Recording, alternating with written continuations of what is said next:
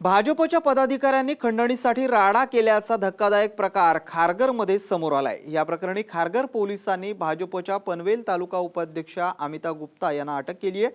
तर हा राडा करणारे मुख्य आरोपी ॲडव्होकेट प्रीती दुबे हिच्यासह आणखी 6 आरोपी फरार आहेत।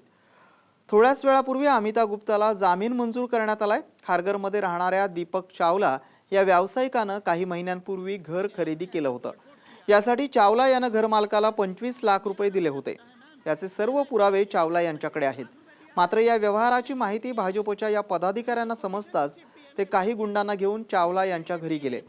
तिथं या प्रीती दुबेनं चावला यांना शिवीगाळ केली। इतकंच नाही तर चावला यांच्या घरावर हल्ला करून दरवाजाची तोडफोड करून चोरी केल्याचा आरोपही त्यांच्यावर आहे। हा सर्व प्रकार सीसीटीव्ही मध्ये कैद झालाय। या प्रकरणी चावला यांनी 3 महिन्यांपूर्वी खारघर पोलीस ठाण्यात तक्रार देखील केली होती। मात्र पोलिसांनी या प्रकरणात कारवाई करण्यास टाळाटाळ केली। नंतर चावला हे न्यायालयात गेल्यानंतर न्यायालयानं आरोपींना अटक करण्याचे निर्देश पोलिसांना दिले।